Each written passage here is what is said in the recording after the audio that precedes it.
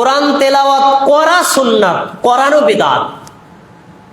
কেমন কথাটা যেন আপনাদের কাছে একটু আনইজি লাগছে না ভাই?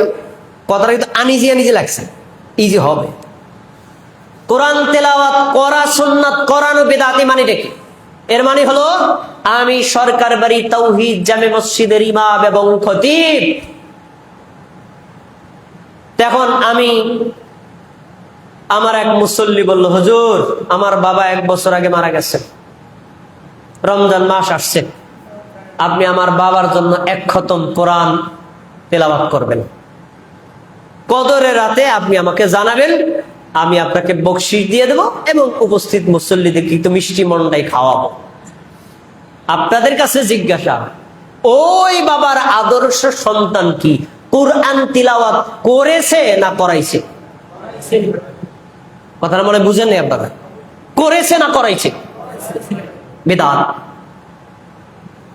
কোরআন তেলাওয়াত আপনি করবেন, কাউকে দিয়ে করালে নেকি পাবেন, বদলা নিয়ে করাইলে নেকি পাবেন, এই সিস্টেম ইসলামী শরীয়তে নাই, বরং এটা হলো বিদআত। আমাদের সমাজে এটা আছে না নাই? এটার ব্যাপারে সবার আগে মুখ বন্ধ থাকবে ইমামের। কেন? এটা যদি মুখ খোলে তাহলে কদরের রাতে 4-5 হাজারটা হাদিয়া পকেটে ঢুকতো, ওইটা বন্ধ হয়ে যাবে, এটা বন্ধ হয়ে যাবে। রমজান মাস এসেছে, আপনার মা, বোন, ভাই, বোন, ছেলে সবাইকে বলছি, আপনি পুরো কোরআন তেলাওয়াত পারেন না, শুধু সূরা ইখলাস পারেন, এটাই পড়েন।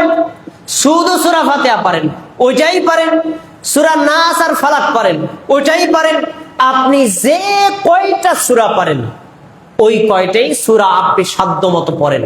পড়া শেষ, এবার নিজে একা একা হাত তুলে আল্লাহর কাছে দোয়া করেন, আল্লাহ আমি একজন গুনাহগার বান্দা, মূর্খ মানুষ, আমি তো বাংলাই পড়তে পারি না, তো আলেমদের থেকে 2-4টা সূরা আমি শুই না মুখস্থ করছি, আল্লাহ এছাড়া আমি কোরআন পড়তে পারি না, এই সূরাগুলো পড়ছি, আল্লাহ তুমি আমার পক্ষ থেকে কবুল করো, এবং এই সূরাগুলো পড়ার মাধ্যমে যে নেকি হয়েছে এই নেকিগুলো তুমি আমার বাবা, আমার মা, তাদেরকে দান করো, এবং এই কোরআন তেলাওয়াত আমি যেই কয়টা সূরা পড়েছি এর ওসিলায় তুমি আমাকেও ক্ষমা করো, আমার বাবা মাকেও ক্ষমা করো।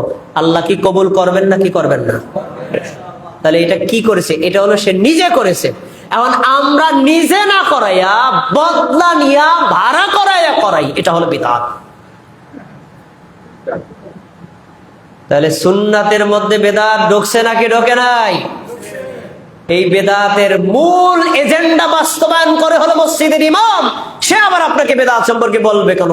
যদি বলে তাহলে আপনি কদরের রাতে যে এক চাক্কেলা কোরআন তেলাওয়াতের বিনিময়ে 500-1000 টাকা দিতেন, ওইটা তো দিবেন না, হুজুরের হাদিয়া বন্ধ, এই জন্য বেদাত সম্পর্কে বলে না। বুঝতে পেরেছেন? আমলের মধ্যে বেদাত ঢুকছে। তাই রমজান মাস আগমন উপলক্ষে মা, বোন, ভাই, বাবা যে যা পারেন, যেই কয়টা সূরা পারেন ওই কয়টাই সাধ্য মতো পড়েন, আল্লাহর কাছে দোয়া করেন। কবুল করার মালিক কে? আল্লাহ। কিন্তু কাউকে ভাড়া করে কোরআন তেলাওয়াত করানো যাবে না।